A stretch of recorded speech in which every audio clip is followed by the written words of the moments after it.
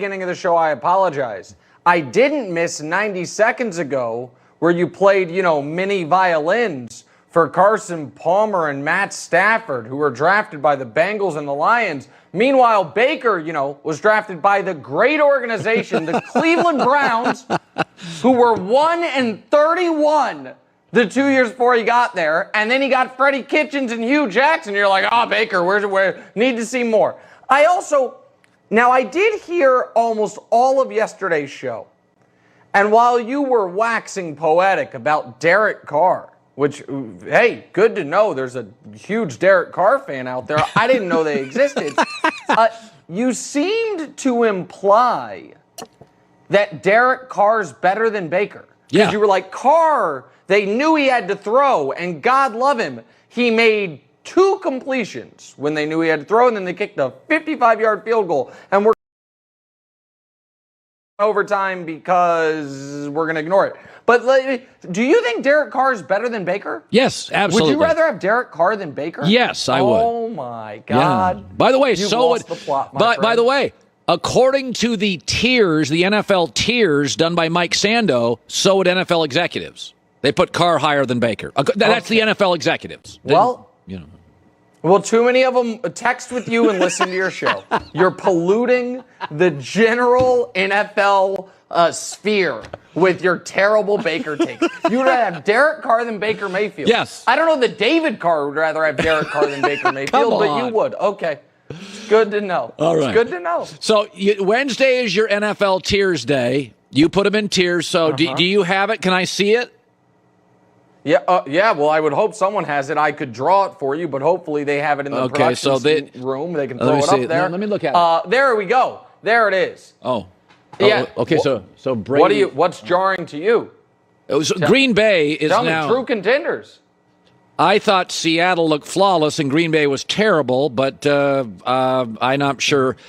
By the way, I do like your courage to put Buffalo ahead of Pittsburgh because they are better, but I don't have a problem with Kansas City, although they were dominated for half the game. Cleveland, the second best team, is interesting, though. Tom Brady and Tampa below Cleveland. Okay. Listen. So keep in mind, there's not left to right; it's top to bottom. So we're not gonna. It's not second and third. They're just in. We're going top to bottom there. I give Cleveland massive credit. I don't know that anyone else will have a fourth quarter lead in Arrowhead all year. They played the best team in football. They had a lead. It's not their fault that they got Mahomes. The Packers I had where the Rams were, but I got to move them down. They were miserable, but we don't want to overreact too much. Fair. I want to ask, listen, about Tampa. So Tampa was there before the year, and I left them where they were. Yeah. If I'm Tampa, I'm at least a little concerned about how the defense looked. Dak hadn't played in almost a year. Fair. You didn't have the offseason continuity. And if there was one weakness on Tampa, just one, it might have been the secondary. And that's the one spot they suffered an injury. A significant one was the secondary. I would like to just go to the bottom quickly and get your take on it. Like, the Cardinals probably were the most impressive team in the league week one. Yes. I just still think, like, in my gut, I think they're the fourth best team in that division. Same here. Just because it's such a tough division. Yeah. And so I give them a ton of credit for what they accomplished. And by the way, he did it a few months too late for me to avoid the ketchup and mustard experience. But wasn't it nice? Didn't it warm your heart to see the old Josh Allen back? Just spraying the ball all over the field. That cannon of an arm looked like a T-shirt cannon firing into the crowd, almost domed a cheerleader. Like, it was great. I was like, that's the Josh Allen I know and love. That made me feel good. Well, let's agree on something. I was an Andy Dalton should start. Garoppolo should start. I am generally, in most situations, start the old guy. But I said earlier today that boxing and UFC promoters, when they have a young prize fighter they like, they give him 10 tomato cans. They give him nothing but W's. And I look at Justin Fields and that bad O-line, and it's going to be bad all year, and I think to myself, you know what? The next 4 pass rushes aren't great. This may be the time to get that kid out there because the Steelers are coming, the Niners pass rush is coming, Tampa's coming. So my take is I would move to Justin Fields this morning. Your thoughts? Yeah, listen, I think the Browns are tough, but Packers... They've got one pass rusher that really scares you, but the Bengals definitely. The Lions definitely. I know the Raiders got a great pass rush on Monday night, but I don't know how sustainable. Right. Over the last few years, they haven't. But just set that aside. The Andy Dalton stuff makes no sense. And I'm so tired of people being like, well, the Chiefs did it with Alex Smith and Patrick Mahomes. First of all, one could argue that was a mistake midway through the year. They should have gone to Mahomes. Second of all, Alex Smith had been there for 4 years. He had taken him to the playoffs 3 times. He'd won double-digit games. He was way better than Andy Dalton, and he had earned more with the organization and the coaching staff. All Andy Dalton has earned with the Bears is $10 million, and they're going to pay him. This idea that they owe it to him is just asinine. And I know there's this feeling, you see this on political Twitter a lot, when someone has a take, and they're like, oh, everyone is saying I'm wrong, the left and the right, therefore I must be exactly where I need to be. The other option is, if everyone says you're wrong, maybe you're just wrong. Maybe everyone is correct, that you're a dope. And this idea that the whole world, except for seemingly the folks broadcasting the Bears game and Matt Nagy, are like, yeah, probably start the guy who has a chance to be the best quarterback you've had since Sid Luckman.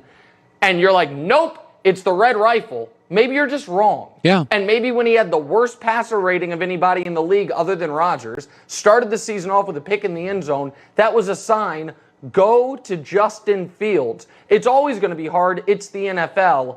If you're a Bears fan, I don't know how much longer you can handle watching Andy Dalton, especially when you can go beat the Bengals. And so, 1,000%, they got to go to Fields. 1,000%. Okay, so I watched Miami and New England. It's like watching the same team against each other. I mean, it really is, except Miami's got more speed on the perimeter. I thought Mac outplayed Tua, not by much, but you're kind of pushed back on the Mac Jones played well thing, I hear? Well, yeah, so here's the thing. If you have, because people are like, oh my God, highest completion percentage for any rookie ever. Didn't turn the ball over. And I'm like, oh, it sounds like he did great. How many points did they score? Oh, 16? Oh, you had 4 drives of 13 plays or longer, and you had 16 points. The 1 touchdown you scored came after a very questionable, borderline roughing the passer after a 3rd down stop. So how can you be that efficient and only score field goals and 1 touchdown? Because it's dink and dunk and dink and dunk and dump off. They kept the training wheels on him to such an extent. I know people disagree with me. If I was more impressed by Trevor Lawrence, he threw 3 picks. He made a mess of things, but he also made some super high level throws. Yeah. And he made at least attempted some difficult throws. What I think people have wrong with New England is this. People assume, they're like, well, they just need the quarterback to not make mistakes. They're not talented enough for that to be true.